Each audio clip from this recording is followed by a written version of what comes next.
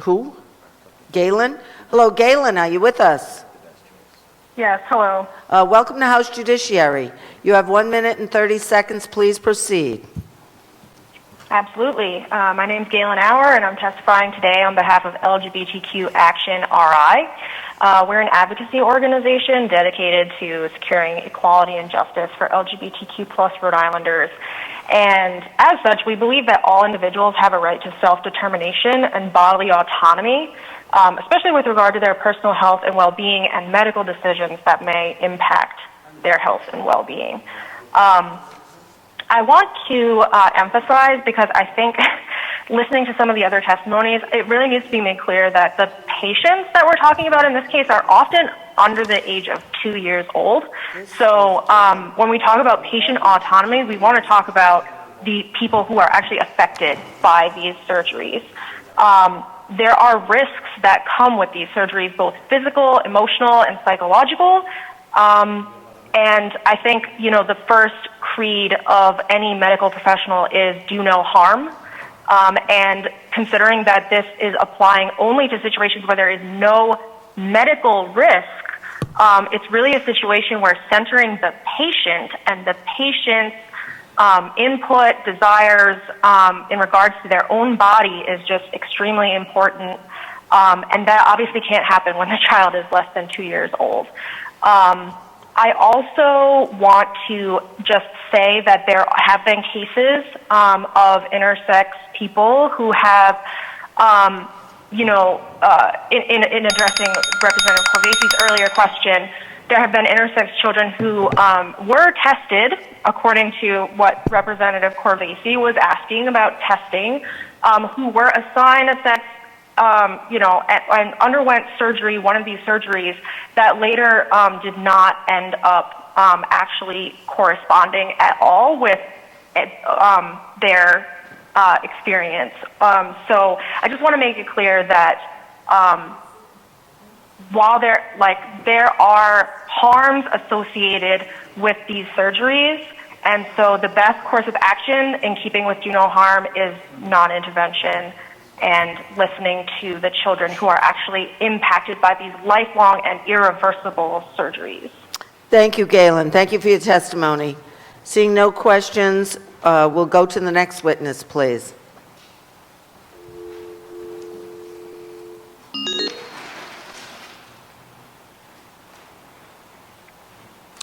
Hello, welcome to House Judiciary. Please identify yourself. You have 1 minute and 30 seconds. Proceed. Thank you. Thank you, Vice Chair McEntee and members of the committee. My name is Wendy Becker. Oh, welcome, Wendy. Welcome. Thank you very much. I'm chair of the undergraduate social work department at Rhode Island College, where we support 6171. We hope you'll preserve bodily autonomy for children born with variations in their sex characteristics and protect them from non-medically needed surgeries without their consent. While specific necessary medical treatment is protected in this bill, as social workers, we agree with those who stated doctors should not be performing surgeries that can inflict permanent harm on children's physical and psychological well-being when they're too young to participate in the decision. Forcing children born with less common sex characteristics to have medical procedures on their genitals and forced sex assignment should just not continue. This bill prevents other people's discomfort with uncommon sex characteristics, including doctors and parents, from allowing non-consensual surgery. It is the height of projection to seek to perform life-altering, irreversible surgery and justify it due to the patient's discomfort before the patient can give consent. It simply cannot be patient-centered in its approach if the patient is 11 months old and can't make the decision. I hope you can work to address legitimate concerns of doctors while centering the needs of patients and take positive action on this important bill. Thank you very much. Thank you, Wendy. Nice to hear from you. Any questions of Wendy Becker from the committee? Seeing none, we'll move on to the next witness, please. Hello, welcome to House. Is this patients? No, this is Michelle Forcier. Oh, sorry, Michelle, I thought I had the wrong name. Welcome to House Judiciary. You have 1 minute, 30 seconds. Please proceed. My name is Dr. Michelle Forcier. I use she, they pronouns. I'm a Rhode Island parent and pediatrician. I'm the director of the Gender, Sex, and Reproductive Health Programs at Hasbro Children's in Rhode Island Hospital. I've been taking care of gender and sexually diverse children and adolescents for over 20 years. As a pediatrician, I have two core values: do no harm and listen to your patient. This bill is not about gatekeeping or slippery slopes. It is about postponing surgeries that can wait until the patient and parent can participate in shared decision-making and consent to what happens to their body.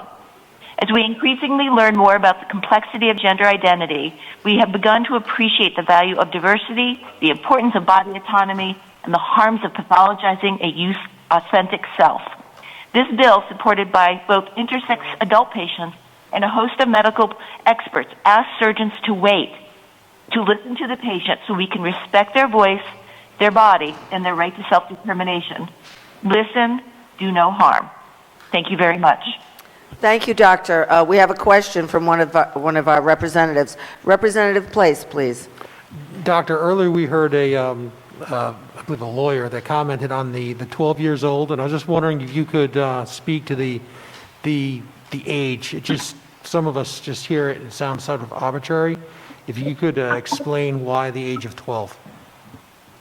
There are a range of ages where physicians and psychologists feel that youth can assent or consent to different services.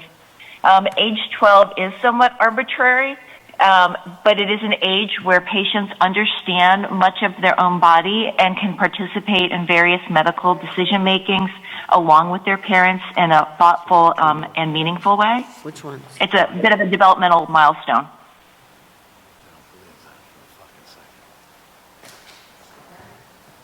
Thank you, Doctor. And that was a good explanation as the 12.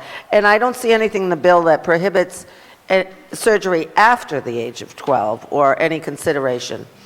Okay, thank you very much. Next witness, please.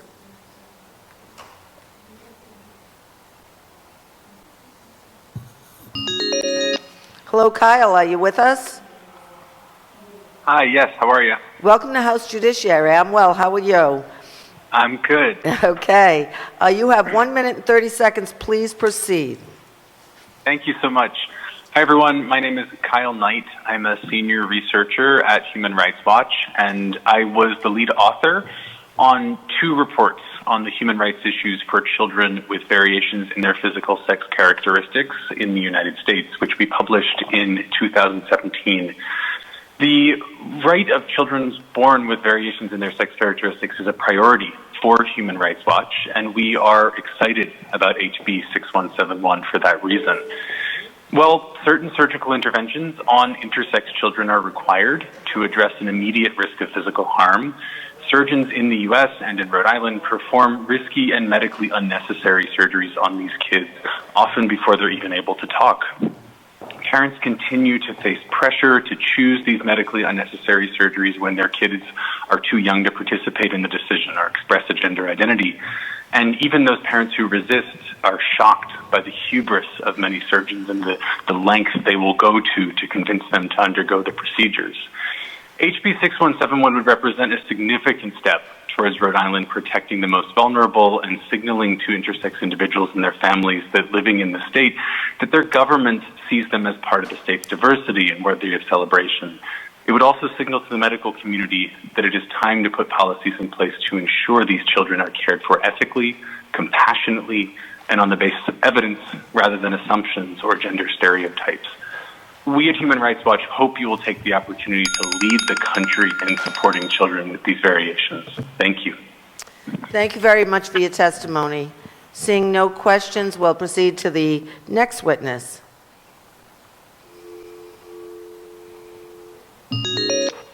Hello, Polly, are you with us? I am, Vice Chair McEntee. How are you today? I'm very good. Welcome, and it's nice to hear from you. It's been a while. Oh, well, thank you so much for your support, for your wonderful work last session. And I'm here to testify on behalf of GLBTQ legal advocates and defenders in support of HB 6171. And I know you are, and you're going to have to try to be brief. I know that's tough, but I know you can do it. I will certainly do it. I know you have a long night ahead. I just want to share GLAD's strong support for this bill. I think it's an important human rights measure that protects children with differences in their physical sex characteristics. I think it's well tailored to stop unnecessary genital surgeries performed on children under age 12 that can really leave survivors harmed emotionally and physically for the rest of their lives. And I think it's important to ensure that that we center patients and ensure they can meaningfully participate in these decisions about their bodies. I think I will just echo what people have said about the importance of celebrating the diversity of children's bodies, and I think the LGBTQ community is particularly well knows the need to affirm and celebrate the natural diversity of human experience. So I would just say that we support this bill, and we particularly support efforts to engage, with any opponents, to understand their perspectives and to come to common ground. But while in that work, really centering the patient children and their well-being and their autonomy. So thank you so much for listening to everyone today, and we hope the committee will favorably consider the bill. Thank you very much, Polly. Any questions from members of the committee of this witness? Seeing none, I guess we'll see you again soon, Polly. Good luck with all your bills in Massachusetts. Thank you so much. Yeah, Bye-bye. bye-bye. And that concludes the testimony on House Bill 6171. Thank you, Rebecca. Take care. Thank you. Bye. Do you? No? Okay. Why don't you start on Noray's? Let me get it. Tom, you're on it now.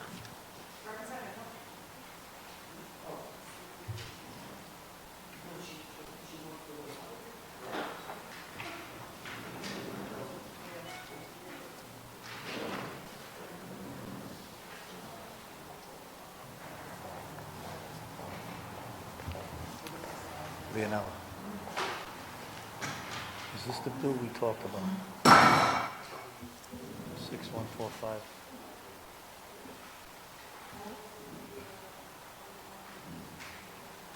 I think you got some potential here. Just bear with us a moment, folks, while we get squared away on something. Here you go. Take it to Noray's. All right.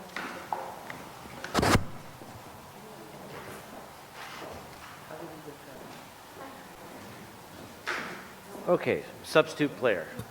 Good evening, everybody. We are continuing with the House Judiciary Committee, and our next bill is Bill 5884, sponsored by Representative Norray. It's an act relating to criminal offenses, weapons, and it mandates that police officers qualify in the use of firearms 2 times per year instead of 1 time annually. Representative Norray.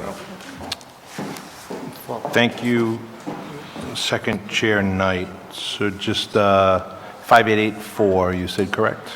Yes.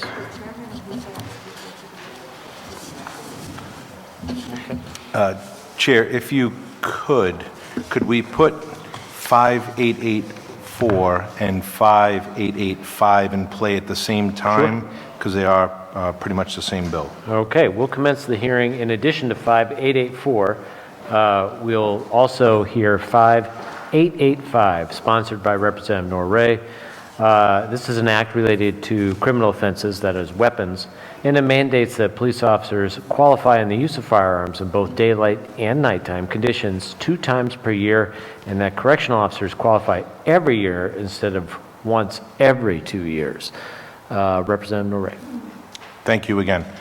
So the reason there's 2 bills for this qualification is because 1147-17 and 1147-17.1 have different hiring dates for law enforcement officers in Rhode Island. So basically, both these bills, as you stated, presently police department is required to qualify 1 time per year.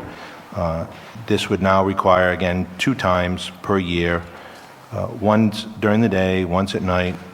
I feel that would give them, as a former police officer, more familiarity with their weapons, greater practice to qualify, And again, would hopefully, not that we have a lot of incidents here in Rhode Island, but again, familiarity with your weapon, with your firearm is very important. And we've heard so much testimony in the past about training and the need for more training, and I think this is one that needs to be updated. That is it.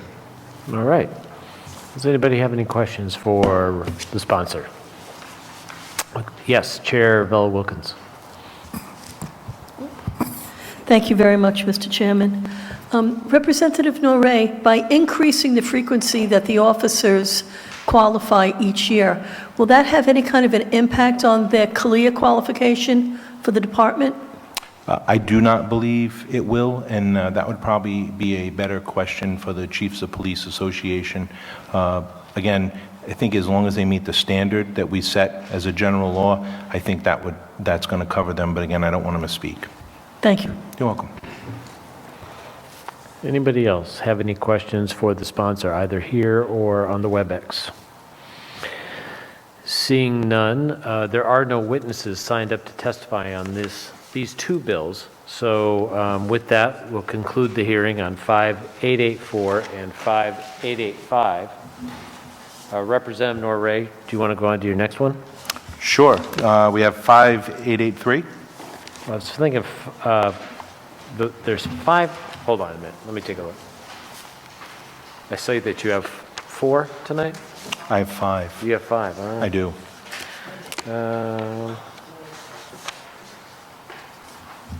So we'll save 5613. It's split here. So 5883.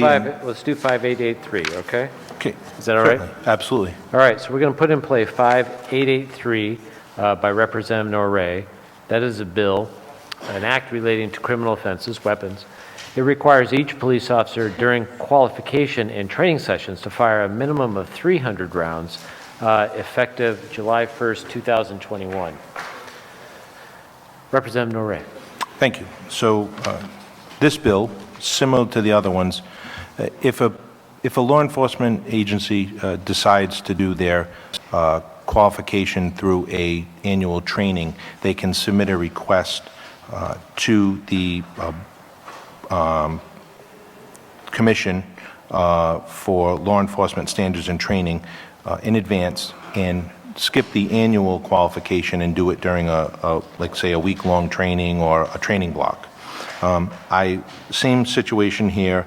I upped the number of rounds from 100 to 300 for that training period.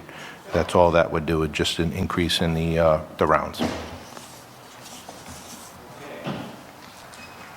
Does anyone have any questions for the sponsor? Seeing none, I'm just going to see if our witness list has anything. No witnesses on that one? Okay. Does anybody on the WebEx have any questions for the sponsor? Seeing none, then that will conclude our hearing on Bill 5883. Thank you, Representative. Thank you. 5869 is another Want to do that probably one? quick one. Sure. Okay. Moving on, we'll now open the hearing on Bill 5869, an act relating to public utilities and carriers. This includes sworn law enforcement officers and Rhode Island State Troopers in the group of persons who may obtain the name, address, and telephone numbers of persons to whom non-published service is furnished. And with that, Representative Norrie, go ahead. Thank you again. So again, very simply, on E911 board, I discovered that the requirement for an officer to request unpublished numbers and information requires the chief of police, colonel from the state police, and the head of the sheriffs, I believe it is.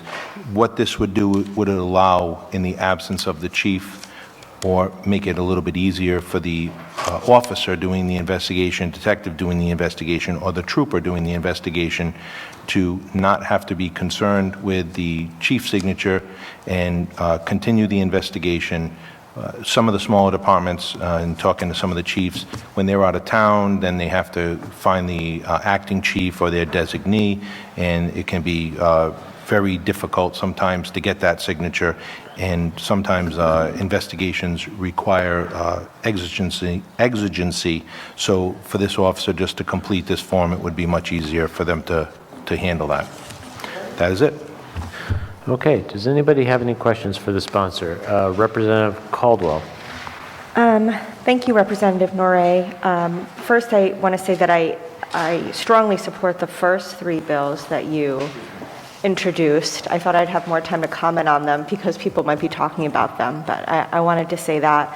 In terms of this one, can you give me an idea of that kind of non-published information that we want to allow any officer to obtain and not just the chief? We're not talking about an unlisted phone number. That is what we're talking about. That's 100%. So 2 o'clock in the morning, there's a complaint that has exigency that they need to find out who's the cell phone number comes back to because it's not available. The chief of police is supposed to sign that form, and obviously the chief of police most likely is not working. So again, it's just to give them the opportunity. Again, there is a complete record of this. It's not like an officer can just fill one of these out willy-nilly and submit this request. I mean, there's certainly a record. Any officer is going to be held accountable for requesting this information. It's just, again, it allows them to start and complete their investigation if there's a circumstance that requires them to do it quicker. Thank you so much. You're welcome. Thank you. Great question. Does anybody on the WebEx have any questions? All right, Representative Place. It's not a question, it's more of a comment. I'd feel better about this legislation. I think originally the chief was placed in there for a reason. I think there's a lot of privacy concerns that come along with it. I'd feel better if it was just stepped up, maybe obviously not all the way to the chief, but if you're getting into at least a patrol commander or someone who has additional authority outside of just the beat cop on the street. I mean, I think the chain of command is important. I think it was originally incorporated into law for a purpose to have the chief on there. And I think going from the chief all the way down to the lowest officer, I think it concerns me personally from a privacy perspective. And I'd like to see maybe incorporating someone maybe somewhere in the middle, maybe not specifying a specific rank, but at least the position to ensure that there's a little oversight on what goes on.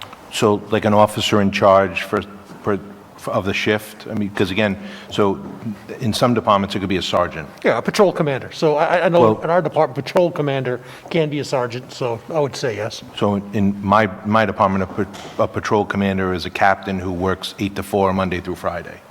So again, to specify, to get into that, it again, by various departments, it's going to be totally different. So there will be no sergeant who's a patrol commander in some of the larger departments. And again, when they're working Monday through Friday, a lot of the administrative offices, this isn't going to help them third shift or weekends. So again, I totally understand your concern, but that's the officer that's handling the investigation. They're going to have to go to their supervisor anyway to get the paperwork done. Anyone on the WebEx? Any other representatives? I'll just throw my 2 cents in while I'm here. I think this is a good idea because you want to, I mean, when you have to act, right?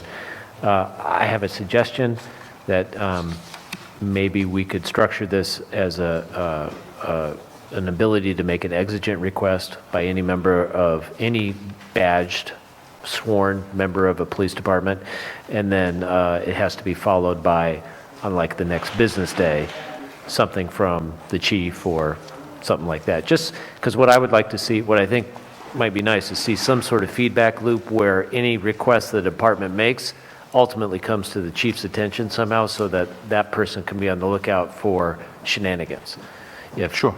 That's just an idea. We have two. Thank you for your suggestion. Go ahead, Representative Ajello. I like your idea, Vice Chair Knight. I'm remembering the issue of cell phone tracing, and finding where a cell phone is as a way of finding an individual who might be lost, or maybe not. And in that legislation, we carved out the exception for an emergency where life or something like life was at risk and there really wasn't time to get permission. But people have private phone numbers for a reason, and I also was reading some of the written comment, and the ACLU points out that police officers are wanting their home addresses to be private, and even the town in which they live. And so perhaps our privacy in terms of if we want to have a private phone number ought to be protected as well, with the carve-out for emergencies, certainly. So I guess, and again, I totally understand where you're coming from, so I guess my only argument directed at that would be that cell phone numbers, there's no directory anywhere, so they're private only, I guess, for the sake of there's no phone book. We've done away with that, and most people have done away with home phones. So this, in a situation of a cell phone, they're all private for the fact that there's no place to find them. So again, I understand your situation that you're explaining, but there isn't such a book to get that information. And when you want to get the number of somebody who's harassing somebody or stalking somebody, and you want to put that request in, the only way to find that information out is to put in a request through the PUC to get the information of who that phone number is registered to. So again, I totally understand your concern. I'm not, there is always a concern there. But again, there's a paper trail, so if anybody is doing anything wrong, there's a paper trail, and officers do know that they can be disciplined for erroneously submitting this paperwork. Thank you. All right. Seeing no other questions, and I am really trying to pay attention to the WebEx. I was slapped last time for that. We have two witnesses, and only one? Who do we have? We have Randall Rose on the line now. Okay, let's put him on. Good evening, Randall. It's the Judiciary Committee, and you're here to testify on Bill 5869. Please keep it tight, under a couple minutes. Sure. Thank you, Mr. Vice Chair. Like other people, I share concerns about how broadly this bill is written, and I would like to make a slightly different point. First, something from my personal experience. Back when I was in college, I was advertising for a roommate, and I got one response over the phone from somebody. I don't remember at this length of time ago whether it was a police officer or a corrections officer, but in any case, I remember that this person was very particular about wanting to find my first name and my last name. And I thought, it's quite possible this person wants to look up information about me, even though I'm not suspected of a crime. He just wants to get information on me as a potential roommate using his position. I can't prove it, but that was a suspicion I had at the time. If I was female and a police officer was looking for information about my phone number, I would be a lot more worried if it was a male police officer. But certainly these things can be abused sometimes. So, but my biggest concern here is the bill as written allows any sworn law enforcement officer to obtain that information without authorization from anyone else on the force. And there should always be a second person on the force countersigning on it, just like the current law requires, and preferably it should be someone in a position of authority. Now, I know there are some exigent situations where you can't wait till the end of the shift, but those are pretty rare, and I think they're, and what I would suggest is the following. I would suggest that normally it should require the signature, the authorization from the police chief or the acting or deputy acting police chief on, and except in exigent circumstances. And even in exigent circumstances, the request should be recorded in writing and forwarded to the police chief or such other officers as are required by department policy. And if it's one of the larger police forces, then you probably, even in exigent circumstances, you want the commander for that shift or their acting person to sign off on it. But it should always be someone different from the person who requests the information. You could also have the person who the commander who supervises, the supervisory officer who supervises detectives sign off. But I do want to make sure that in all cases there's somebody else authorizing it who's not the requesting officer, and that is recorded in writing and goes to the police chief. So that's what I would suggest. Thank you, Randall, for your testimony. Does anyone have any questions for Randall here or on the WebEx? Seeing none, that will conclude our testimony on that bill. I don't have the number available. I got all lined up for the next one. That will conclude our testimony on Bill 5869, and we'll move on to the next bill. Chair Williams, are you ready? You want to swap? Yeah. Okay. And we're going to swap and get a new MC here. Unless Bob's ready. Chairman.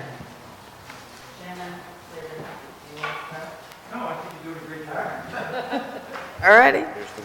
Oh, thank you. So this brings us to House Bill 6152 by Chairwoman Anastasia Williams. This is an act relating to state affairs and government, law enforcement officers' Bill of Rights. It amends law enforcement officers' Bill of Rights. So, Madam Chairwoman, you may proceed. Thank you, committee. Thank you very much for the opportunity of being here before you once again for this extremely important bill and this extremely important time that we are all living in.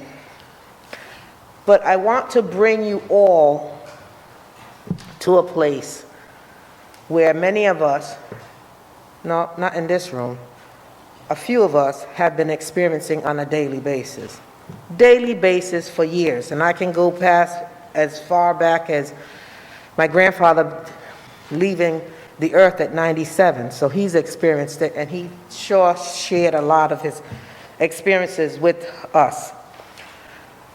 I'm here this evening as a mother of son and daughters. I'm here as a daughter, a sister, and a friend. And without a doubt, a strong woman of color. I'm also here to speak to my colleagues in government. A colleague for some of you that I have spent a lot of years with, that I have come to know and shared my experience. Appreciated you listening to me, hearing me, and even sympathizing with the struggle.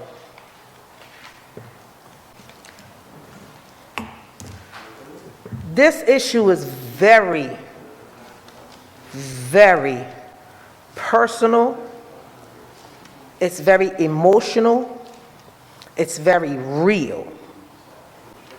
So I ask for your indulgence to, even if you have to close your eyes to see where I am walking to, bringing you, inviting you to not only listen to what I have to say, but hear and be in that place.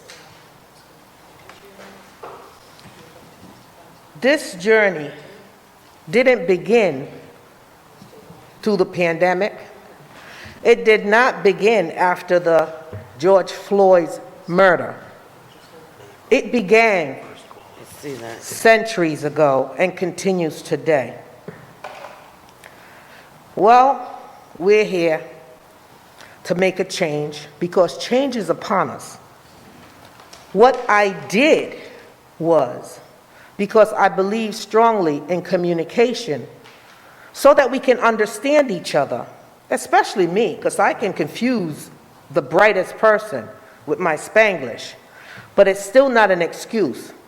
Because like me, if I don't understand someone or understand what they're saying or presenting, I ask for clarification. So when the issues came to the table where you get that day when you're like, enough is enough. And it comes often as a mother, as a person of color. It comes on a daily basis. See, I had had enough. The pandemic added fuel to the fire. The murder of George Floyd, added even more. See, and with all those things, before his murder, before the pandemic, the suffering and the reality was going on. But you have a culture here in the state of Rhode Island with the good old white boys, and I say that respectfully because it's a club. Call it, dress it up how you wanna to make it look and sound good. At the end of the day, it's a good old white boys club. It's a jump out the boys. See, I'm talking right now from the position of a victim of one of those individuals. By assisting a constituent who was being beaten up by this Providence police officer, I became a victim, beaten up until my badge fell out of my pocket. And they saw, and they said, I'm not allowed to swear here. This is a rep. But that was after the damage was done. So I'm speaking from experience, from a victim's point of view. I'm speaking from a mother's point of view, looking out her window and having to run outside to try to protect her son who was coming from a family's house the block over, walking home, and the police jump out to get him. I'm talking as a witness to this daily abuse, this daily harassment, this inappropriate behavior by the hands of individuals who are, in fact, to protect and serve. I am not saying, I'm not standing here as any of those individuals to say that we don't have excellent men and women law enforcement officers, because if I did, that would be a lie. We have some outstanding officers in the entire state of Rhode Island. But it's unfortunately that we have to deal with some of the bad ones that make the good ones look just as bad as them, because they don't have the courage to be able to say they too have had enough. So this bill comes from all those that I mentioned. That's me, in me, experienced by me. So when I say I reached out, because communication is extremely important when you're trying to do the right thing, when you're trying to make a positive change, I reached out before sitting down and coming to letters on papers in paragraph and solution. I reached out. I reached out to Sid Wardell because I was informed that he is the director of the Chief of Police Association. But let me just tell you, Mr. Sid Wardell, and I am sure you're listening and watching, I had to chase him down before he gave me the respect that was due. I had to chase him down to tell him, this is my final time of calling you to try and see if we can sit down with all who needs to be sat down and discuss it.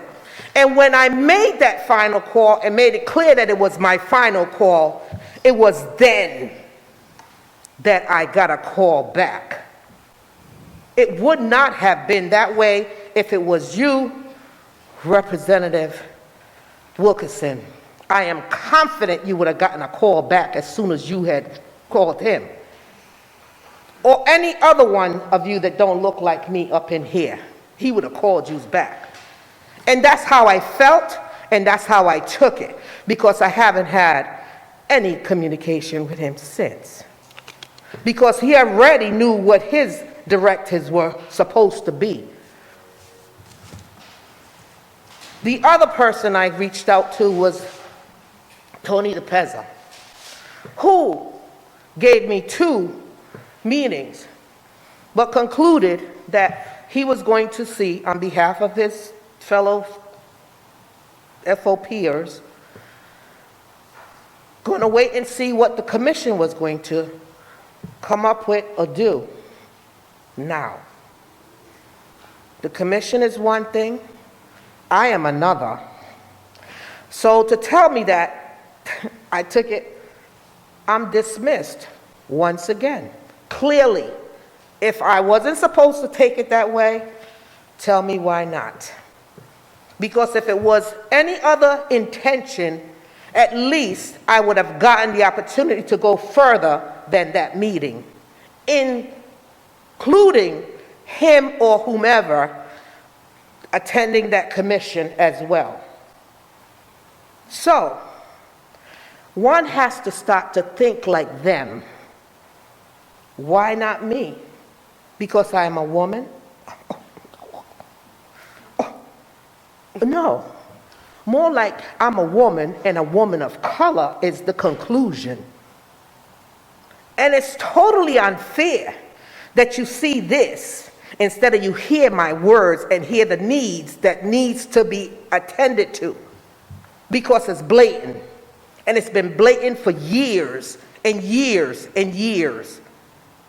It's a culture that people are very comfortable in and have been benefiting financially from the harassment, the abuse, the murders, the killings of people of color in this state of Rhode Island. The state that has imported more people, human beings of color in the slave trade, and that mentality is still alive in this state. And some of our law enforcement officers represent it and are encouraged to continue it. They're condoned and they are being protected. It's a game, it's a club. It's a huge club. So I'm here today to ask you, because you know, I know how it works up in here. I think I graduated after my first 12 years. And I know that I have learned a few things with the ones who are sincere, the ones who see you when you need you, and the ones who really want to make the change. I'm here to say, I'm asking you, just like I go and ask about priorities and changes, and I support you, I'm asking you to hear what the people have to say this evening. This stuff is real. You all know it just like I know it. But see, the difference of knowing it and feeling it and experiencing it, it ain't hit y'all at home yet. It ain't hitting none of you all in this room at home yet. And surely you're confident enough that it ain't gonna happen. So you don't have to stress out about this at all. But see, I have to stress out about it every single minute of the day, knowing where my son is, what can happen to him or her. That's not to take away the fact that a police officer's family, the good ones that is, are not wondering if their wife, husband, girlfriend, or partner is coming back home. That fear is real, but ours is different. We don't carry the guns and walk around here.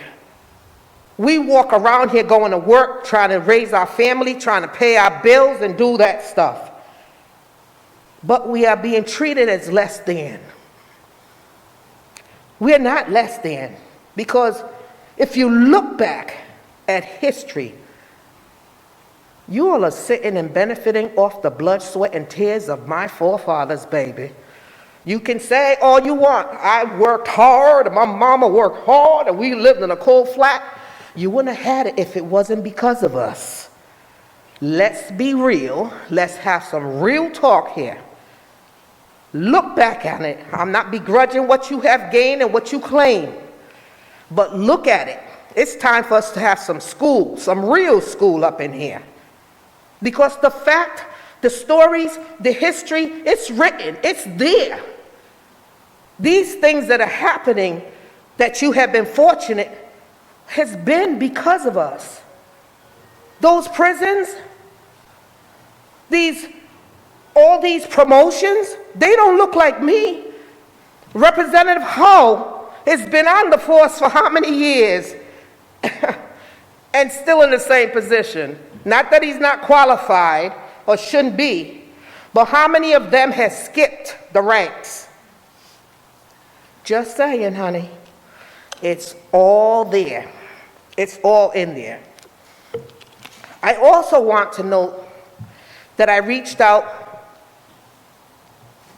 to legal counsel with regards to sitting down and coming up with language that could be instrumental, hearing the other sides, because I wanted to be fair. Still want to be fair. Still open for suggestions. Still open to do the right thing. Unfortunately, all are doing the right thing. This is what it gets us. So I went and I met with Mr. Penza, Joe Penza, who has been representing police officers for decades. So he was very, very cooperative, much better than the Penza and Wardell. Because, of course, we will sit down, he got a group, appreciative. But at the end of the stuff, you know, when people don't understand the process that goes on here in this chamber, they conclude, they make their own conclusion. So he made his own conclusion. And I have to share it so that it can be in the record, okay? And it's a shame that you will degrade someone because of your lack of understanding, instead of asking someone, well, why did this conclude like this? But when you start the name calling or the labeling, it lets you know immediately that's what they thought about you to begin with. That's the type of respect they had for you from the beginning. Yesterday, you was a witness to that incident, Representative Knight, with your colleague, our colleague, talking about whatever when he chose to take the shoes and put them on. That's a perfect example about the disrespect that goes on in this building with these colleagues that call themselves allies. Well, Mr. Penza gathered, and I appreciate him and his team. And at the conclusion, we came up, not him, not them. So I want to put in the record, and I'm just going to read captures of it. I will provide the committee a copy of both. His communications and my response. And I think it's important because he made a statement that I'm about to read that I respect and I want it to be known.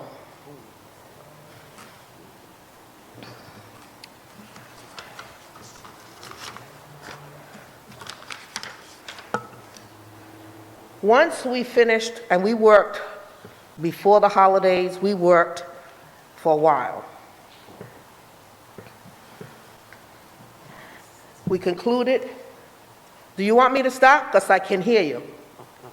You sure? Yeah. Sorry. No, I'm just saying, if you're trying to say, I'm over my time. No, we just had a question about whether or not we had put in your first bill only, or if we had both bills. This is the first one. This is 6152. Thank you. I sent off the document. As you all know, when we submit a document, it's always, not always, most of the time, if it's something as important as this, at least I do, I leave it open for, okay, come on, let's amend, let's talk about it, so that can happen. So you present. So I sent it off as he requested so that they would have a copy. And he sent back, I received it. I received it this time, and I wish I had not. Okay. There's a whole lot of thing up in here, but then he says, I'm sending the proposed bill, House Bill 6152, to my colleagues with an apology that I wasted their time in participating in this endeavor. Hello. Here we go again. To say I am very disappointed would be an understatement.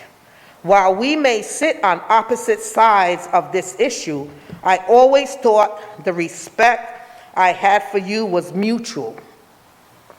I am saddened to think I was played. Really? Really? It was not necessary. If our thoughts and inputs were never going to be taken seriously, you could have said that from the onset. That would have been understood. So he closed by stating, so that there's no doubt, do not indicate to anyone that this bill came about as a result of a collaborative effort with those of us representing police officers. It did not. Moreover, it does not represent our position on any of the matters contained in the proposed language. Well, honey, baby, you know I had to answer, right? Because that was not even a slap in my face. It was a slap in every person of color in the state of Rhode Island. It was a slap in the face of collaboration and cooperation and communication. At no time did I ever say to Mr. Penza and his team that they would, in fact, have final say in any of this. But in fact, we had to have communication to see how we could remedy things. Did we think it was all going to be just what they wanted? They've been having it all the time. They have been living la vida loca at the expense of innocent individuals. I was one of them. I was one of them. Trust and believe.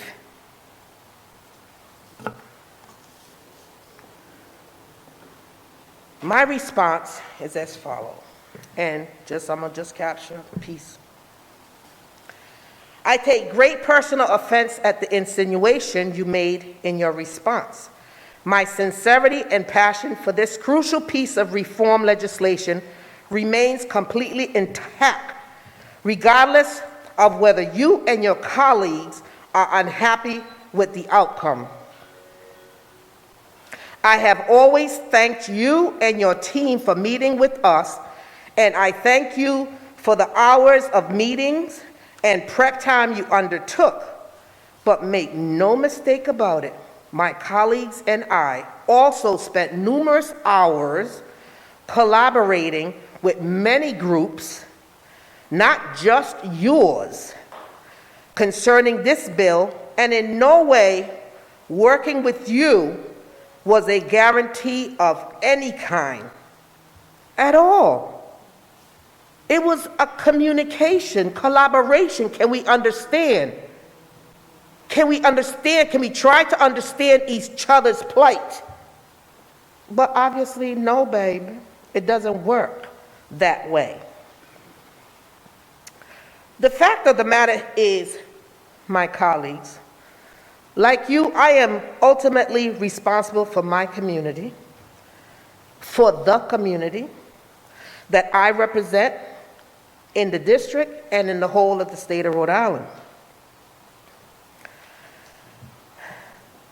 In the event none of you know, have no idea, or could care less, oftentimes, more often than not, our people, the black and brown, people of color, are intentionally terrorized, harassed, without provocation, by the many individuals that these lawyers represent.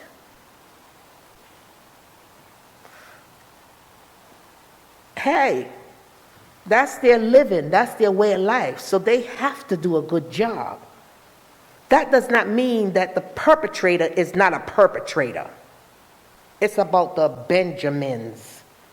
What price am I going to put on the life of my sons and daughters just because that's your job?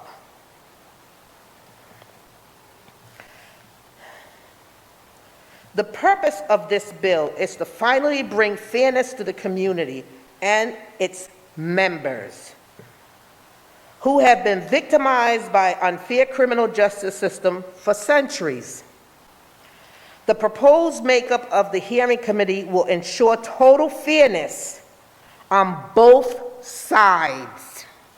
It's been lopsided, favoring them all these years since the inception of Leopold. So they had no way to lose. Look at Merendi, the one who beat me up. How many infractions did he have? And how many times he got off?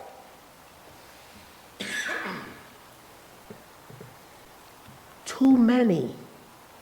He even beat up a deacon of a church, of the Ebenezer Baptist Church, because he had his car parked on the sidewalk, removing food into the church pantry to give to the hungry in the community. He beat that man like he was a runaway slave. Really? I felt them blows too, honey.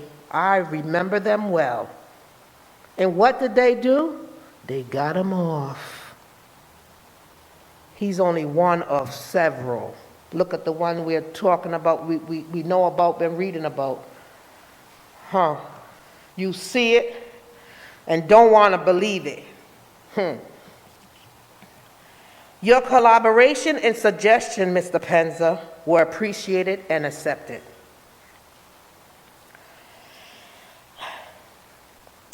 And then I finalized, I go on, but what's important, because he asked.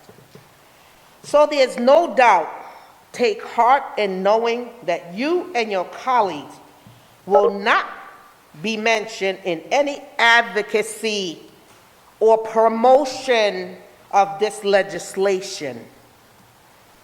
However, I shall be sharing your correspondence without apology. Simply put,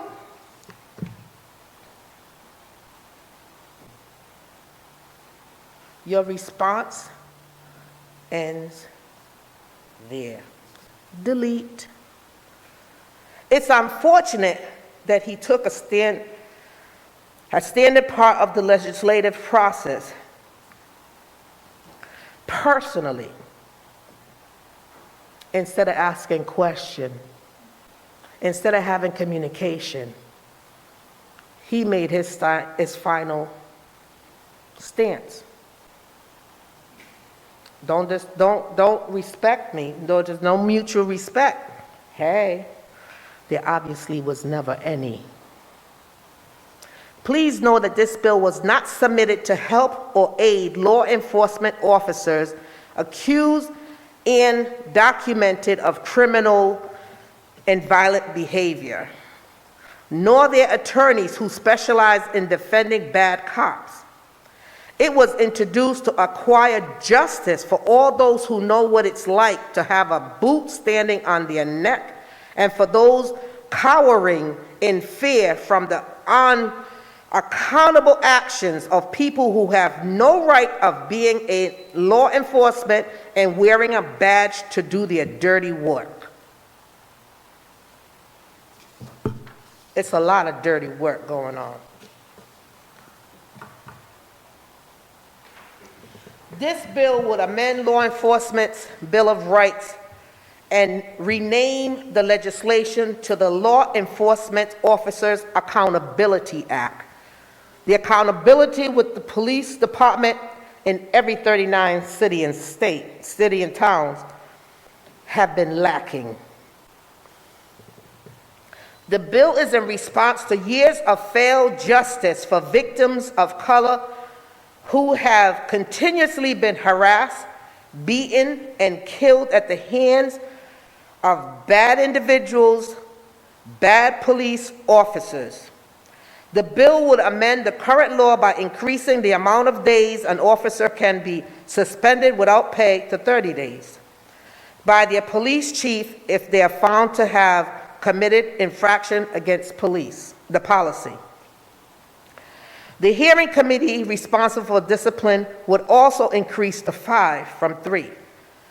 One member being selected by the chief or higher ranking officer, the other by the accused law enforcement officer, one by the presiding justice of the Superior Court, one by the Commission of Human Rights, and one by the leagues of cities and towns.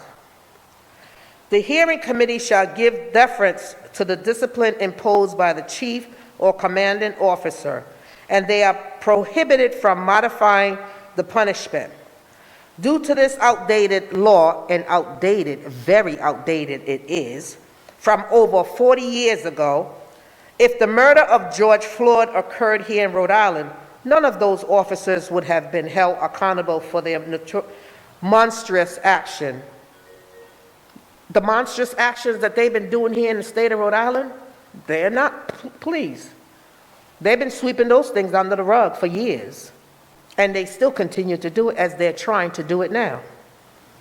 With the whole world finally standing up and recognizing, mobilizing, and protesting against the trials and tribulation that people of color suffer on a daily basis at the hands of unfit law enforcement officers, now's the time to reform our state's law so that rogue law enforcement officers can no longer hide behind a system of protection while also dragging down good and honorable cops who truly do protect and serve our communities without prejudice and bigotry in their hearts, how it should be.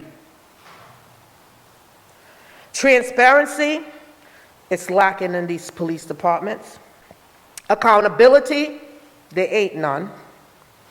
and justice will finally be present in our state's law enforcement system with this bill. And I thank both my colleagues and the many other allies, real allies, of fairness and justice who are standing beside me in support of this essential transformation. And I urge the rest of you all, you can't look me in the face without knowing that you perpetrated. That's your right. That's your business. I don't hold it against you. I just remind you, you have a son, a daughter, a sister, brother, mother, father, that the same could happen to you.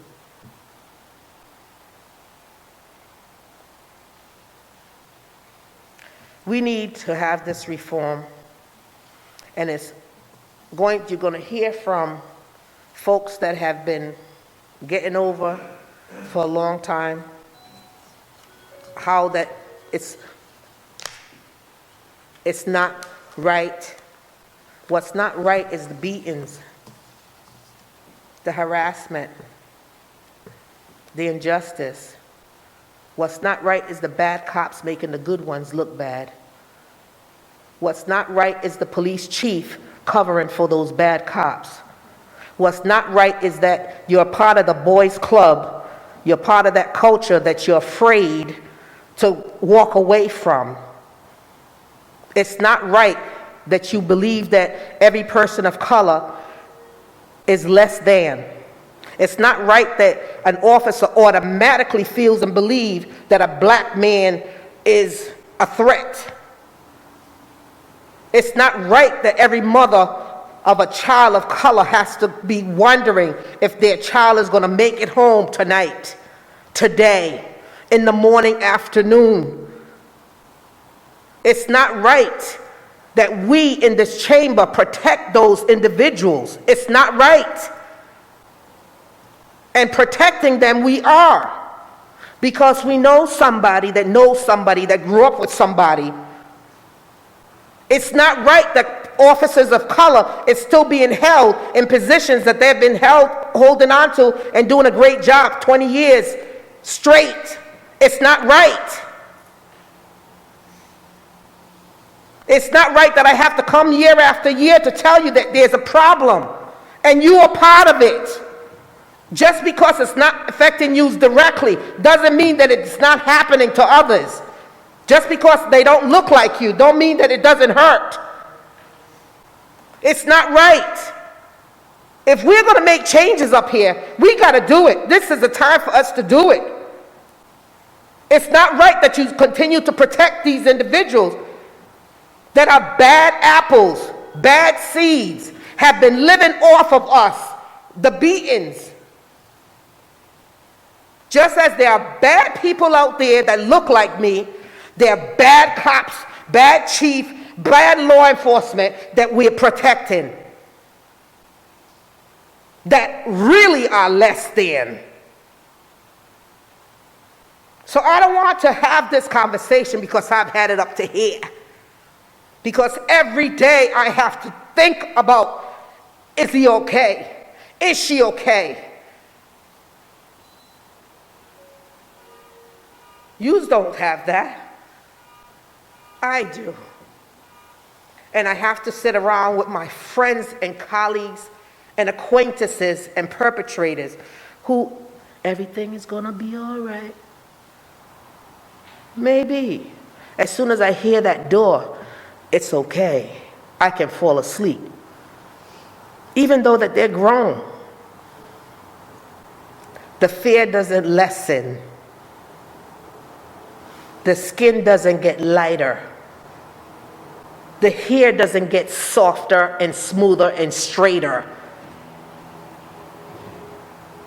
The struggle is real. I'm asking you, please, take a look at this priority. This is a real priority. This is a real issue. And unless we decide to make the change, it's going to continue. And what's out there right now, I keep saying, our youth are so disappointed in us. because we have not listened and heard what they've been saying. We keep bypassing them and ignoring them because they have been, the same behavior from the same people have been done to their parents, to their grandparents, and their great-grands. So they're not going to turn up. They're going to turn up and out. And then you're going to say it's a justified, we need the police. We need those jump out boys. We need those rogue. No, we don't. We need to stop, listen, and hear the cries. Look and listen and see the whelps and the scars. Stop, look and see these tears that come out of the mothers and the fathers and the sisters and the grandparents' eyes. Real talk, y'all. It's tiring coming before this committee to try to be in front of judge and jury about something that you all don't face on a daily basis. To try to convince you that this stuff is real at the hands of the good old boy club. It's not about losing control. It's about justice. I'm not in any way into defund no police. No. There's a lot of good things that can come out of this. A lot more than what's been allowed. But let me tell you, no more at the cost of the life of any black or brown person in the state of Rhode Island, because that will be in the hands of every one of you if this is not a priority. I've said it repeatedly. Advocate. Change has to be done.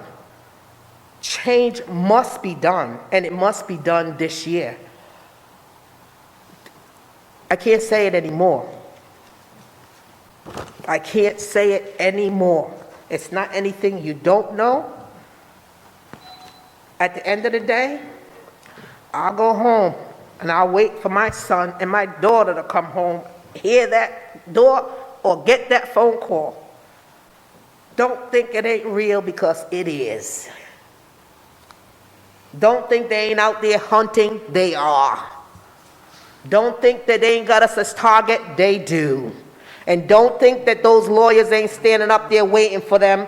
We got another one. They are.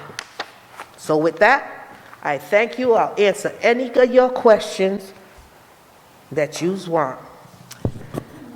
Thank you, Chairwoman Williams, for your passionate and very compelling presentation of the bill.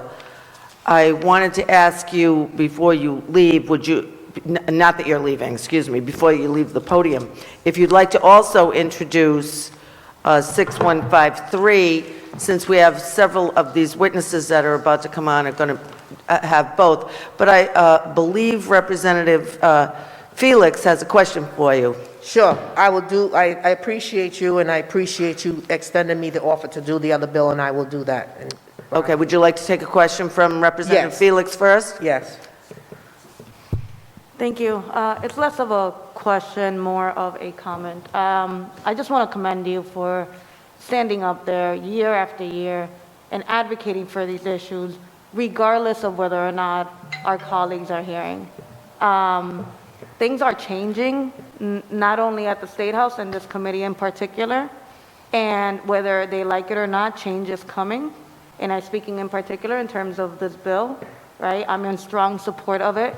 And it's shameful to hear that they wouldn't be willing to work with you. We talk a lot about being polarized, and we talk a lot about not reaching out to the other side and having these conversations, but the moment that you do, you get ignored, right? And we need to realize that we're not the problem, and that, as you mentioned in your testimony, for years and years and years, they've been protected, and it's time to end what has been happening to our communities and being victimized year after year, moment after moment, right? And it's a shame to hear that they wouldn't be willing to work with you on something so important. And in particular, as you mentioned, to everyone who doesn't have to wait up for your son and daughter or your child to come home because you're scared of what would happen, turn on the TV.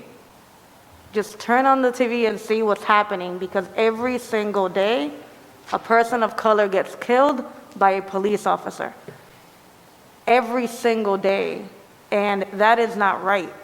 That is not right. And we often just send thoughts and prayers and thoughts and prayers. Well, thoughts and prayers don't fix anything. This bill will.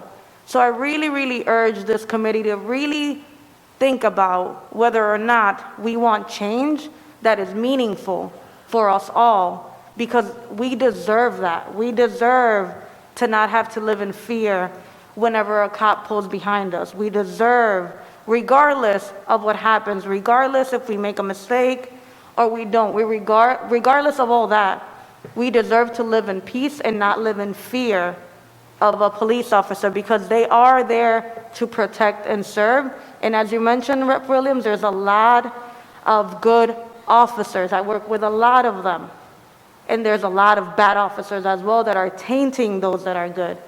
So please, every single one of my committee colleagues, please take into consideration the pain that you've heard in Rep. Williams' testimony, the things that you've seen for the last couple of years in terms of police misconduct and abuse, and really, really take into consideration all that and decide whether you want to be part of change that is meaningful, and whether we want to make Rhode Island safer for us all, because it's not just saying it, it's taking actions, because actions speak louder than words, and every single child deserves to just live without fear, to reach their full potential without that fear that an officer may do something to them, may kill them, may hurt them.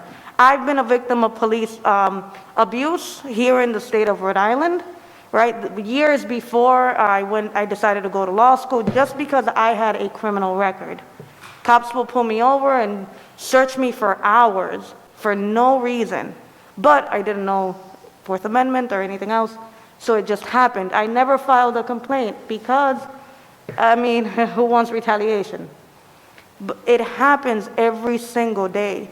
You could be a person in a military uniform and get pepper sprayed in your face after serving your country for how many years?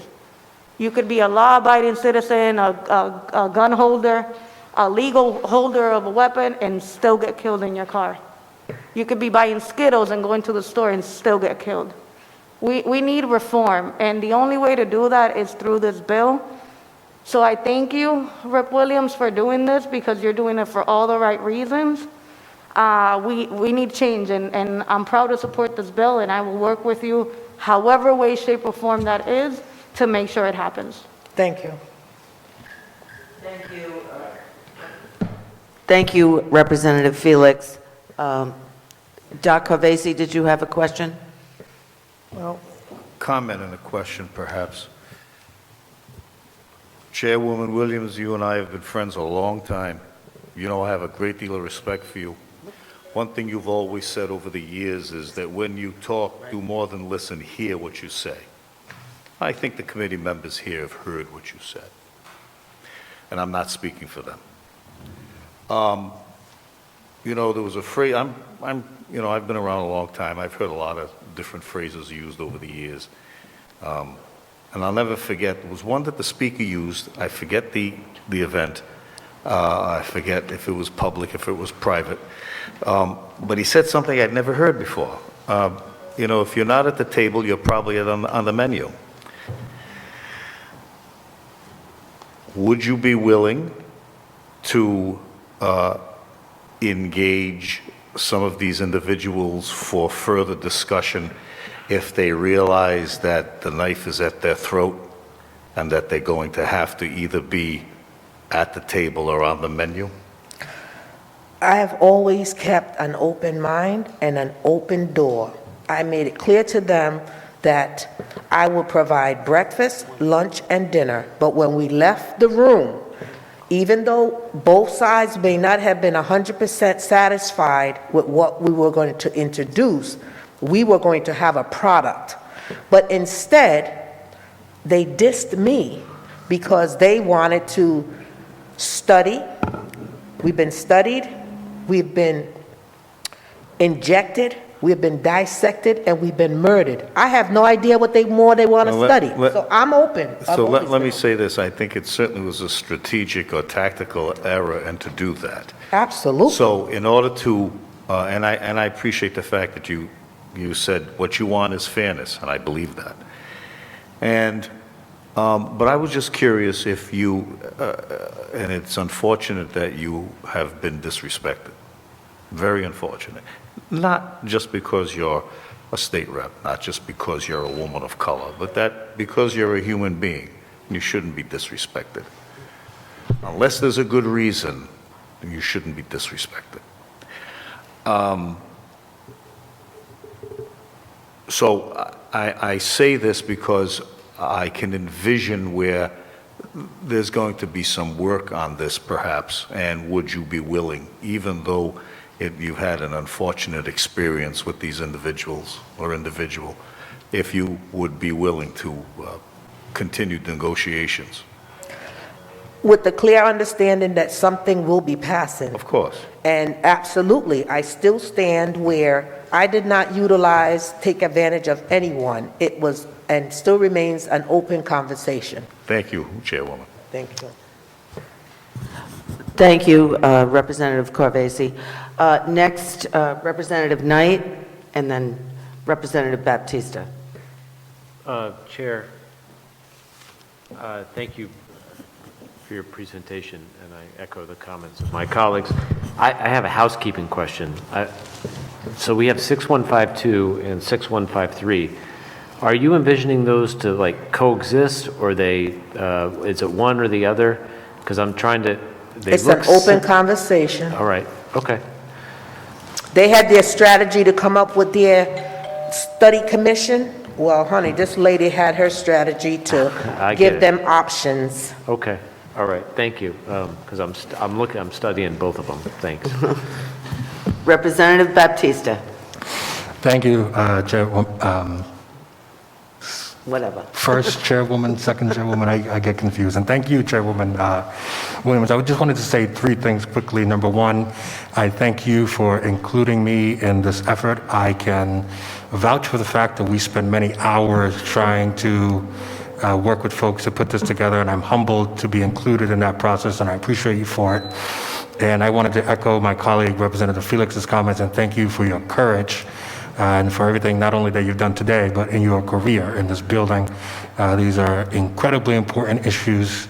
I lament that you've had to spend so much time working on this issue, but as a freshman representative, as a person of color, somebody who's lived in Providence my entire life, I'm deeply humbled by your service, and I appreciate you including me on it.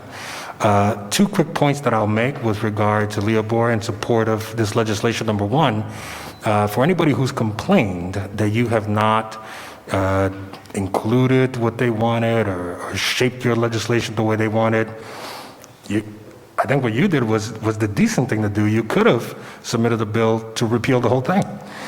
Maryland was the very first state to adopt a Leobor. Rhode Island happened to be the second. And earlier this week or last week, the Maryland legislature overrode a governor's veto to repeal the whole thing. Mm-hmm. And so as far as I'm concerned, you're taking the collaborative route in keeping it in place. And so I commend you for that. And lastly, I suspect we're going to hear a bunch of testimony against the bill. And one of the arguments that you will hear against the bill is that this somehow waters down due process rights for police. And I want to say respectfully, we as a society need to not confuse a police officer's due process rights to their job to a human being's constitutional due process rights in the Constitution. In fact, it is well known that state law, like the Leobor, cannot override or supersede federal law, like the Fourth Amendment, like the Fifth Amendment, like the Sixth Amendment. And so to anybody who's making that argument, I respectfully submit, you should have rights to have your job.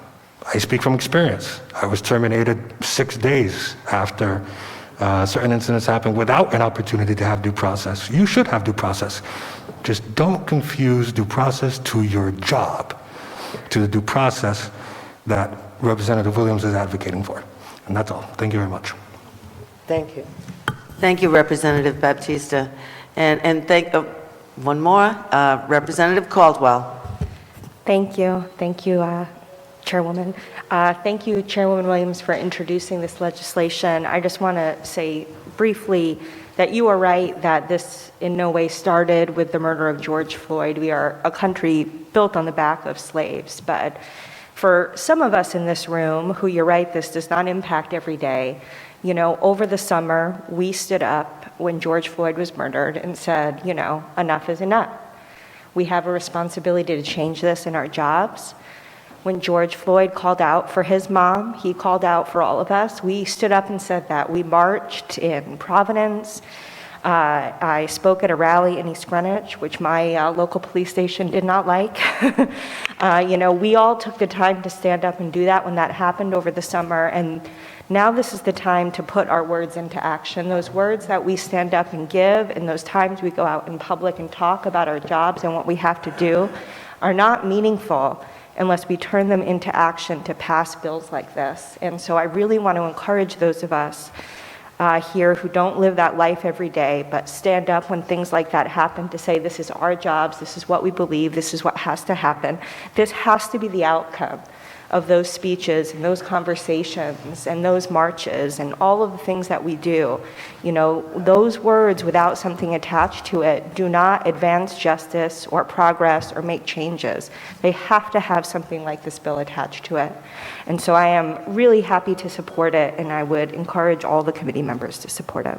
Thank you. I just want to respond to that. I want the committee to know that, as I mentioned, it wasn't the pandemic or George Floyd. It was a continuous thing, a culture that had been going on for decades.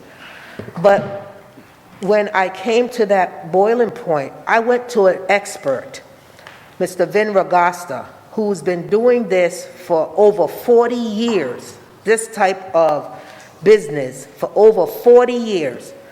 But I didn't go just to him. I went to the opposite side too, because I wanted everybody at the table. And I asked, and I said, and I presented, and I envisioned, and I let it be open.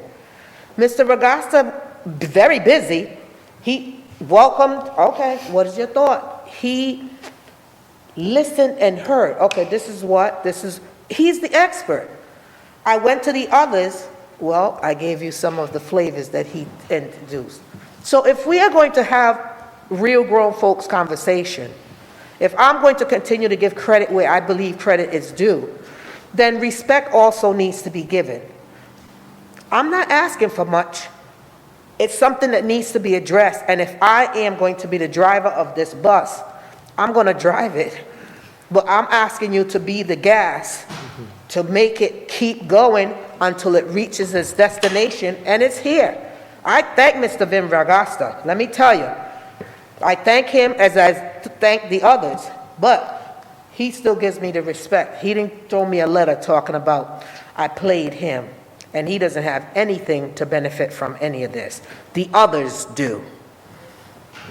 Thank you, Chairwoman. I just want to say for myself that enough is enough, and we've hit the limit, and I appreciate your anger, your words, your frustration, your tears. It's so justified. The society that we're in today, every day you turn on the news and you see more and more. And as a mother, to hear you express how every night you worry and the tears and you know, the sleepless nights until you hear that door click, it really affects me, and I can feel it for all mothers, whatever color, and I know it affects your people more than people that look like me, and we got to put an end to it. And if this is how we start, this is where we start.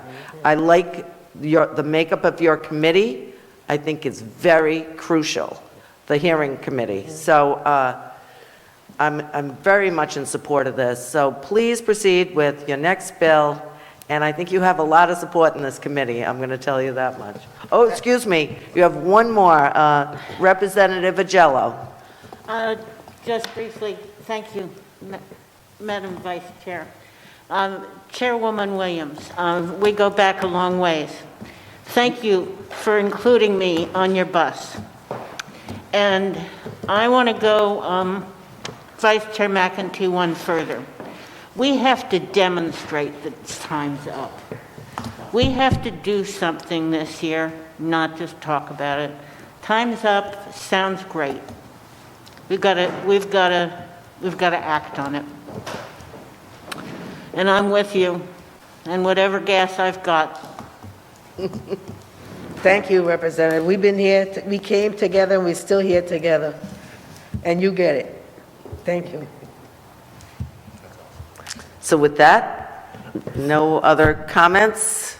Please proceed with your next bill, 6153. While this Go ahead. While this legislation is similar and possesses the same intent as the previous discussed bill, there are noteworthy differences in the hearing process between the two bills that seek to bring accountability and justice to rogue law enforcement officers. This bill restricts any public statement in the disciplinary process until the deciding police chief or commanding officer has imposed discipline upon the accused law enforcement officer. It provides that an accused law enforcement officer receives notice, copy of evidence, and information on contemplated discipline with the opportunity to respond and or appear before the chief with that hearing to be recorded by a stenographer.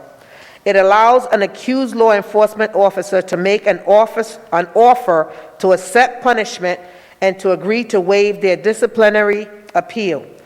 A major difference in the legislation, this bill allows the hearing committee to sustain, modify, or reverse discipline imposed by the chief or commanding officer. Because as we know, some of the chiefs should not be chiefs. The bill also allows accused officers to be suspended, and they will only receive their normal pay and benefit while suspended until discipline is imposed by the chief or commanding officer. The purpose of this bill is to finally bring fairness to the community members who have been victimized by an unfair criminal justice system for centuries.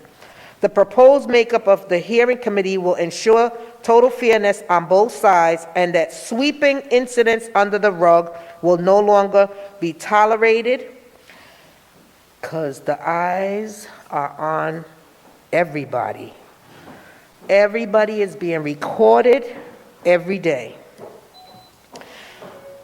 This bill would not be necessary if the bad apples of law enforcement had not been encouraged, condoned, and protected for decades from any repercussions from their criminal and dehumanizing conduct, particularly against the vulnerable and the community of color. Good cops, and there are many, have nothing to fear in relations to this bill. And frankly, I have very little compassion for those who intentionally misuse and abuse the badge. We have finally entered a new day when bad law enforcement will be rightfully and justly identified and punished. And with a camera in everyone's pocket these days, rogue officers can no longer hide from accountability and justice. This new day of fairness, integrity, and culpability will only be possible through the passage of this legislation. I grew up with Officer Friendly, protect, serve, and protect in the community. To have a study commission, as it was posed, was only to try to derail me, to stall me, and even stop me. To say that, they're going to water the process, they're going to say that the process is being watered down by this bill. What comes to mind when they make that statement, and I'm sure they won't make it tonight, is I see the hoses that those police officers had on those black people standing up for justice not so long ago. That's the only watered down that I see. There's no watering down in this bill. And that's my testimony. Thank you, Chairwoman Williams. Any questions of the sponsor? Seeing none, we do have Mayor Elorza on the line. I would like to take him, and then I would like Representative Norrie to put his bill in play because we have several of the same witnesses testing on the three bills. If that works for you. Does that work for you? I hope he has a position that he's standing on. It'd be great. Excuse me? I hope that there's a position that he's standing on, opposed to just coming on. We do have Mayor Elorza on the line.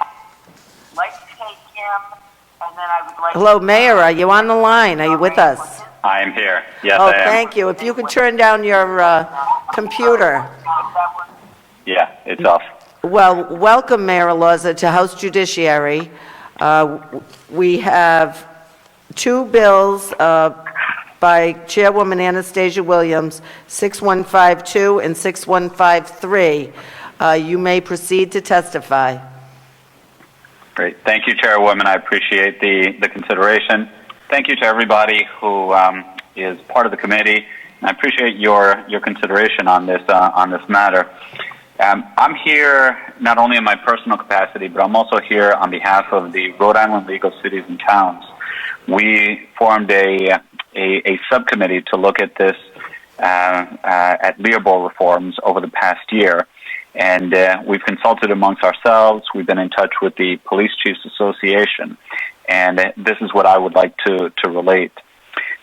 First things first, I've studied the Leopold, and I believe what it comes down to is, do we trust police chiefs?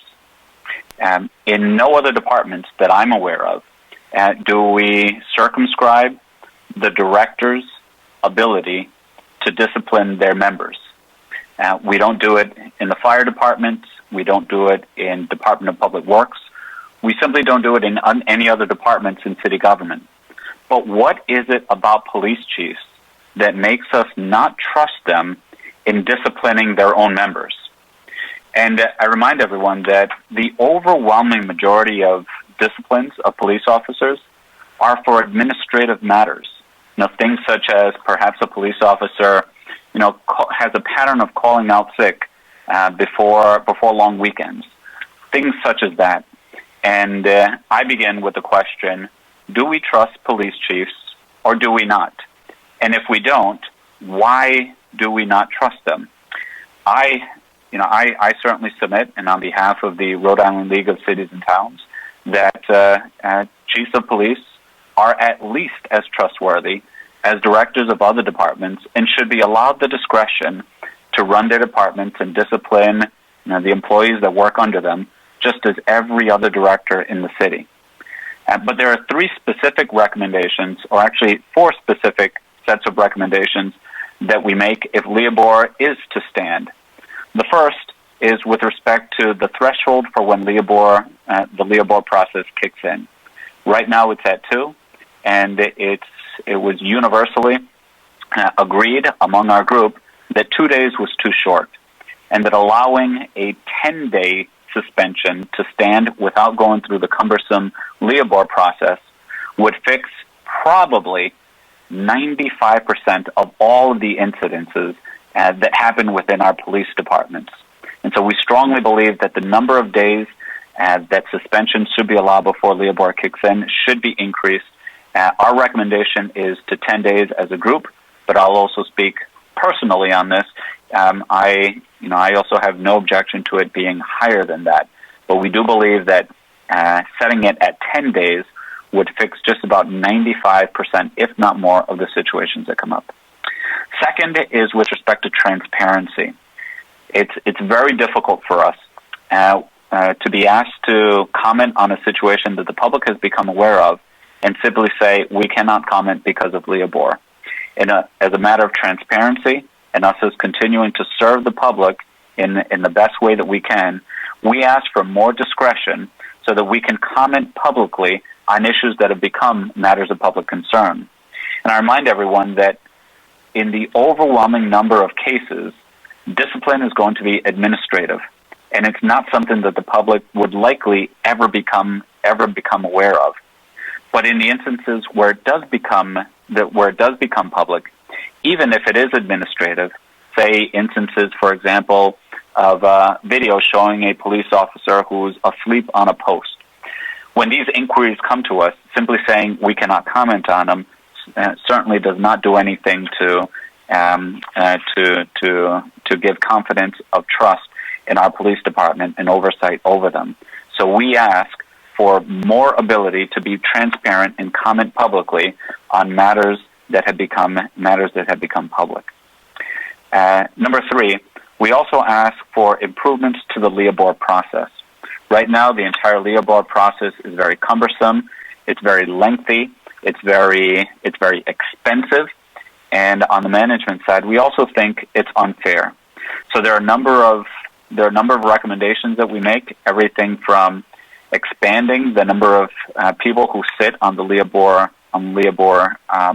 committees, to potentially creating a standing committee instead of an ad hoc committee. A standing committee would certainly be more familiar with precedent, with the rules and with the standards, and be able to apply them more fairly and impartially.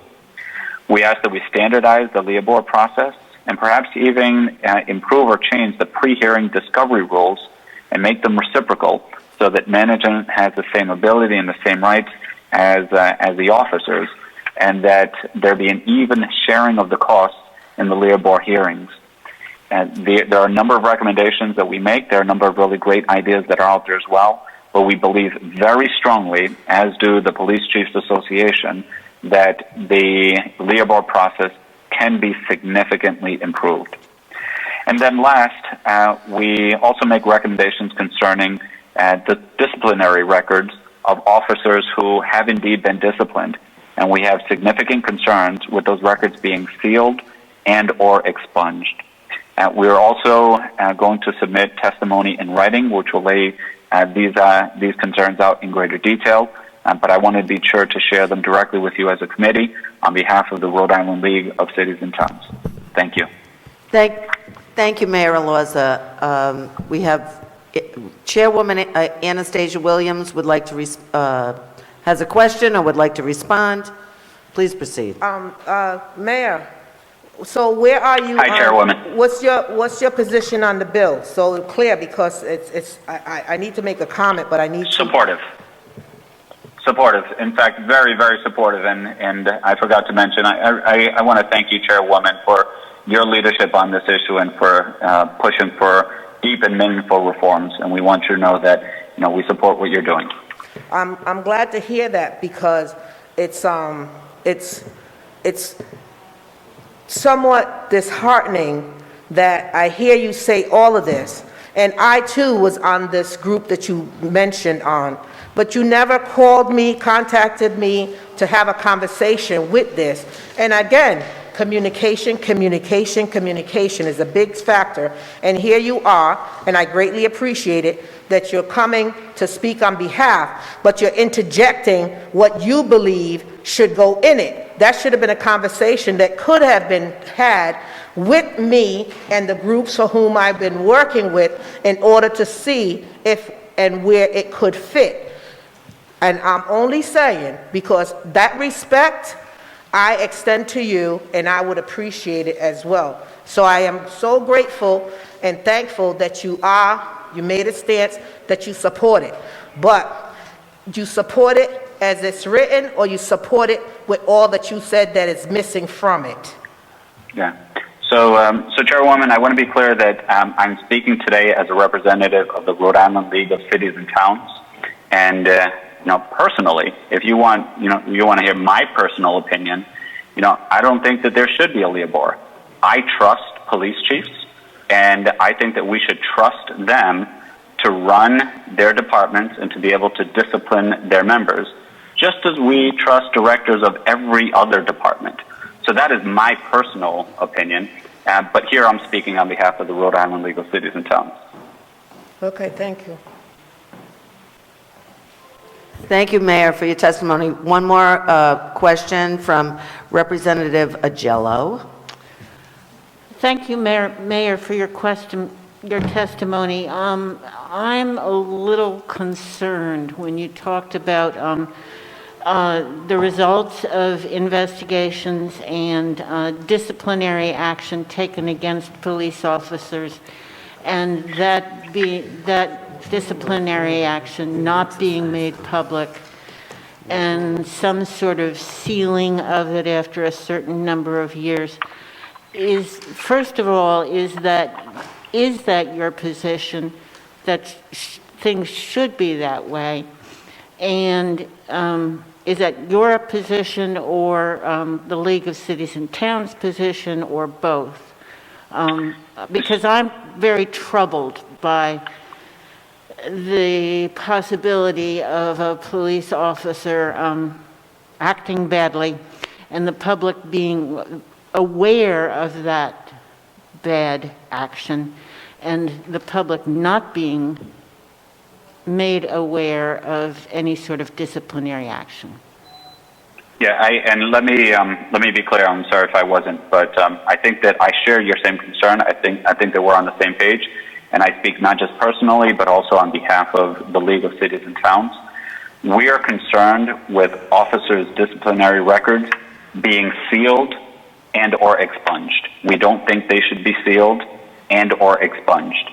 We are open to, or the League of Cities and Towns in our position, we are open to different ways that they could be made public. So, for example, we definitely believe that the law enforcement agencies should retain all records of an officer's disciplinary history. We don't know the best way to accomplish this goal. Is it by establishing a database of all disciplinary actions or administrative suspensions? Or is it by perhaps suspending an officer's credentials after leaving employment with a law enforcement agency? There are a number of ways that this can be accomplished, and we believe that doing this will provide. Providing these results will improve accountability and transparency overall. So, to be clear, we are concerned about them being sealed or expunged and don't believe that they should be sealed or expunged. Thank you. Thank you, Mayor. Seeing no more questions of you, Mayor, you're released at this point, but thanks for staying with us. Thank you so much. And now we're going to have Representative Norrie put his bill in play, which is on the same topic. This is House Bill 5613, an act relating to state affairs and government, law enforcement officers' Bill of Rights. It increases committee and law enforcement officers' Bill of Rights hearing to 5, 3 as permanent. Hearings commenced in 15 days, allow for summary suspension of 5 days, and would mandate pay suspended while the case is pending. Would you like to proceed, Representative Norrie? I would. Thank you, Vice Chair. Thank you. Thank you. Great explanation. So again, create a active committee so that those permanent officers or permanent picks for the committee would hold a 3-year term, and during that time would be ready to go so that there is no delay in additional costs to a community while they prepare a committee or choose a committee. One of those 3 would be a chairperson of the committee, and again, those 3 permanent picks would be from the Rhode Island Chiefs of Police Association. The 4th pick one pick would be selected by the chief of the department of the accused officer, and then the fifth person on the committee would be selected by the aggrieved or accused officer.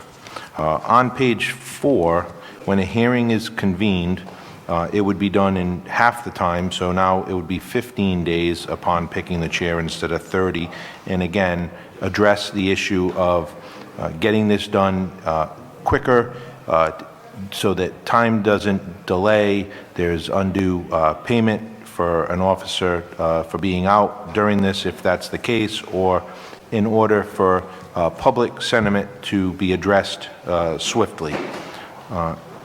Hearing would be completed in 30, not 60 days. So again, swifter action so we can get an answer, and the disciplinary action could be resolved.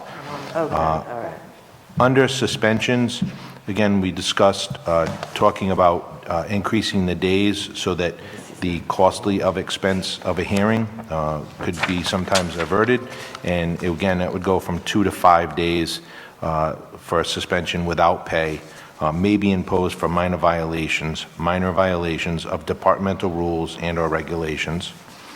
Page 6, section G, it shall remove the discretion of pay and benefits from the department, and instead of may be paid, it's now the discretion shall be removed, so it won't happen. These are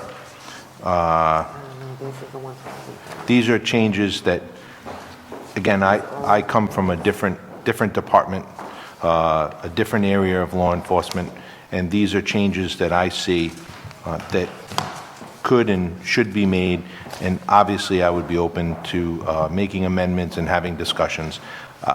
I didn't seek anybody's real guidance on this. This came from my experiences in law enforcement, so which are certainly much different than Rep. Williams. Thank you. Thank you, Representative Norrie. Representative Knight has a question. Through the chair. What was that sound? Is that me? I think it's me.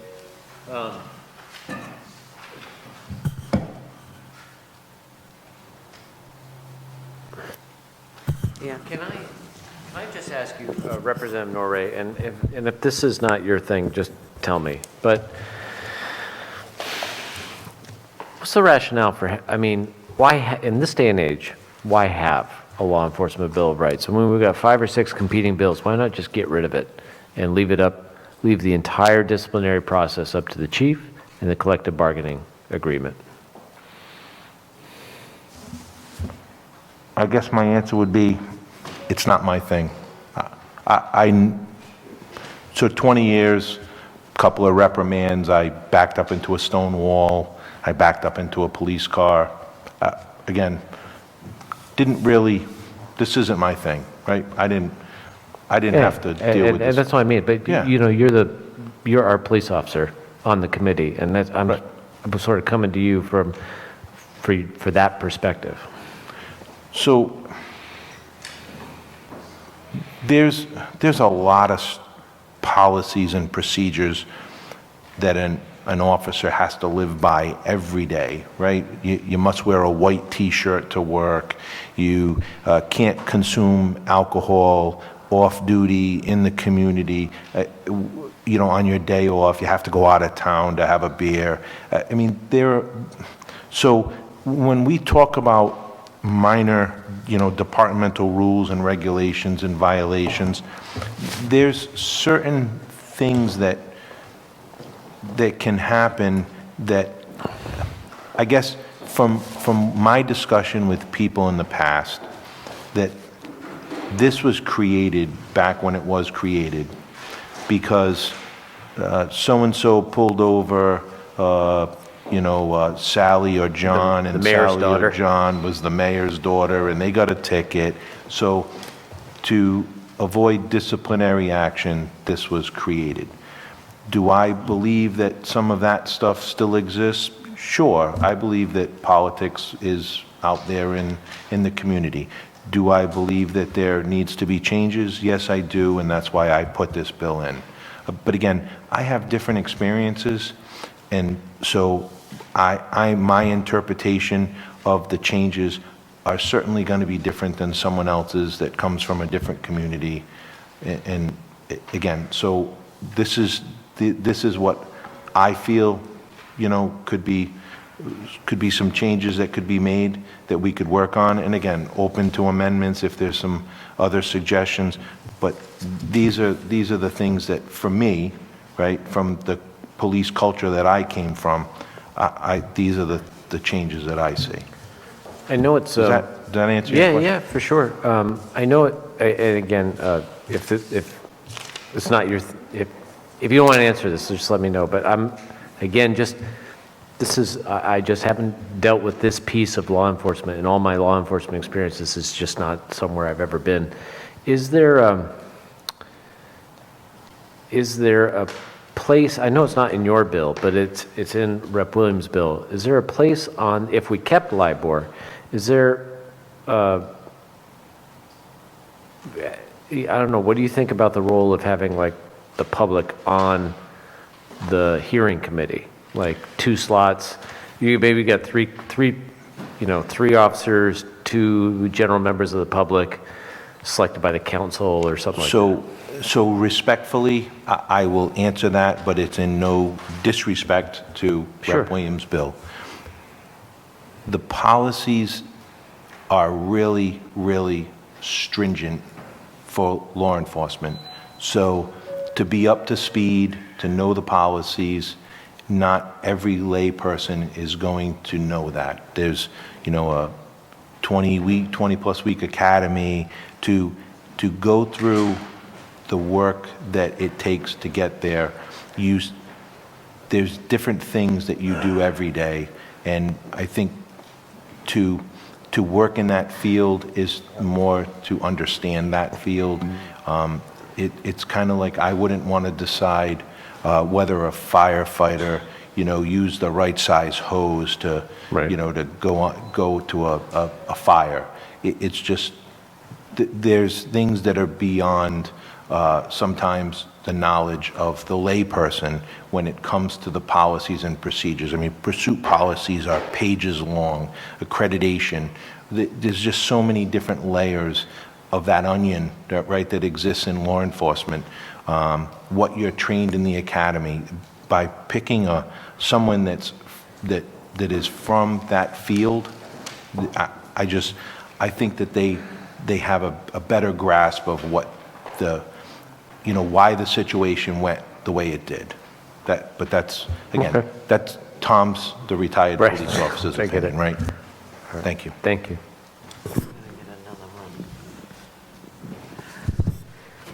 Thank you. It looks like everybody's ready to jump. Who's next? Chairwoman Williams? Thank you, Madam Chair. I just want to say, again, it was even said, and I don't think it was ill-intended, but it's the culture. And it's an insult to say that lay people are stupid, because that's exactly the message that's being sent. You don't have to be trained in common sense. You certainly have people who have gone to school, gotten training, and are not in that practice of that career that they went for training for, but they have the knowledge. So to think that you're going to go and get Joe Schmo off the corner that's asking for $10 or $1 at the parking lot, at the light, to come and cast judgment or sit on a panel, it's not it. Again, it's the culture, and I know that individuals testifying that are supportive of LIBOR, they're comfortable. It's what they know, and it's worked for them. They don't go outside their circle. They don't train you to beat up and harass. That's a culture of a select group of the club. That's not the training that is given in law enforcement at all, at all. So again, the culture, And we are not stupid. I just want to say one word on all of this. I think the culture she's talking about and the inside culture of policing your own, police policing police, priests policing priests, Boy Scouts policing Boy Scouts, we see this on and on. You have to go outside your own group to actually get reform because it's not working. And I could go through other examples, but I just don't see it as just police policing police as there's something too close-knit about that that doesn't address the needs of the community and the needs of the people that are being oppressed. So with that, I know everybody's got their hand up here, so I will stop. I know Doc has something to say. It's up to you, Tom. You want to go first? Just real quick, Okay. so through the chair, Rep. Williams, Certainly. in no way did I think that lay people are stupid.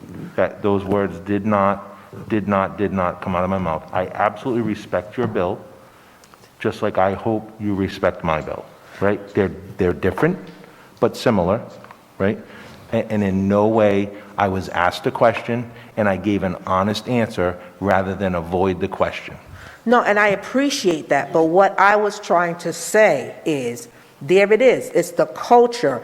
So I had to interject and let you be aware of how we perceived it, how we received what you said was what I said. You're saying that you need to have the training. The cops ain't trained to sit in a no hearing board to be able to make a decision. They're trained to police the cities and towns. They're not trained for that. So why are they qualified to be on that? So the perception, like I said, I don't think you was ill-intended, but you are presenting and protecting what you know best. But if you go outside of that circle, here we are, and I'm presenting the perception and how we received it, and that's why I shared it like that. And again, I understand, and if I use the word culture, I don't normally use that word. But that's what it is. Well, but you're saying I used that word, and I didn't use that word. And, You did. and what I'm saying, and again, I don't normally use that word, so again, I didn't live that culture, right? So, but my direction towards the policies and procedures is not that lay people won't know how to react or to decipher it, but to know the policies and procedures and to have studied them and to have gone through the training of them is a better way to understand them. And that's what I meant by what I was saying. It wasn't saying that you're not going to be able to read them and understand them, but we're putting a process in place that is going to go relatively quickly, right? And again, so a better understanding is having 15, 20, 25 years of experience with knowing those policies and procedures, because many of them are similar from department to department as far as pursuit, use of force, things like that. So that's, and again, we could obviously debate this all night long, and it's not my intent, right? I have a slightly different bill than yours. I respect your bill, and I hope you respect mine. Absolutely. Thank you. Thank you.